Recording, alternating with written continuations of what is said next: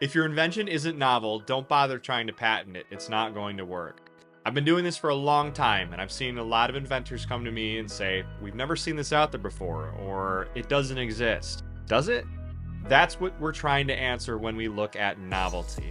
In this video, I'm going to talk about why it's important to know whether an invention is novel over the prior art, how to find prior art, and then how to compare your invention to that prior art. And in the end, I'm going to give you a little bit of a key as to how an invention is supposed to be compared to the prior art. Novelty is one of the cornerstones of patent law. It's one of the main requirements that you need to meet, one of the main hurdles that you need to jump when you're trying to get a patent. If you want to learn about what the others are, check out this video. In this video, though, we're just going to talk about novelty. Novelty basically asks the question, is this invention already out there, like for like, in the same form? Has somebody already put this product on the market? Has somebody already invented this? If so, then you're not going to be able to patent it. Now, novelty is assessed against something called prior art. So what is prior art and how do we find it? Prior art is most easily understood as everything that is in existence and accessible prior to the date that you filed your patent application. That date, we call it the priority date. Now, that priority date is set by the date that you filed the earliest patent application in the family. That means that it's set by either the date that you filed your utility patent application, or if you filed the provisional, the date that you filed the provisional patent application. So now that we've got that date down, we need to talk about what is in prior art. What does the prior art include?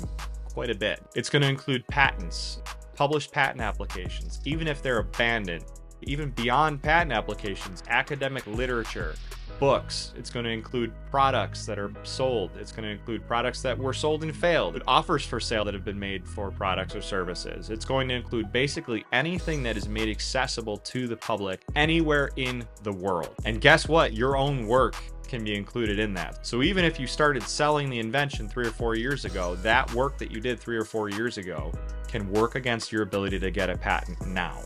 There is a grace period involved in the US. We talk about that in this video, but you do need to be aware that that grace period isn't going to save you from all of your previous work. It's one more reason why you need to start the conversation with your patent attorney early. How do we find prior art? Well, the patent office is ultimately going to conduct a prior art search when they examine the patent application. We need to compare our invention to the prior art that we found.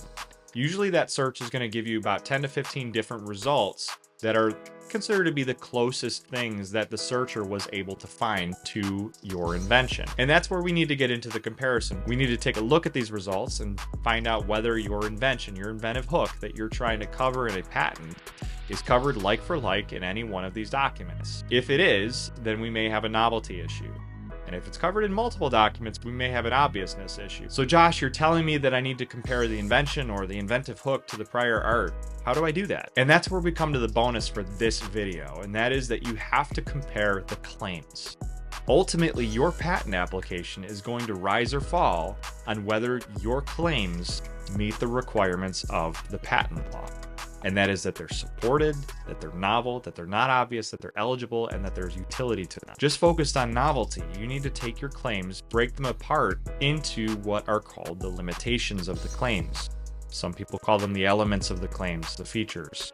I call them the limitations because that's what they are. They are a boundary that you're setting. They're not a list of features. They are a list of fence walls that you're setting up around the field. Once you've broken apart those limitations, you can look and see if there is an individual item in that prior art list that checks every single box, that includes every single limitation from your claim.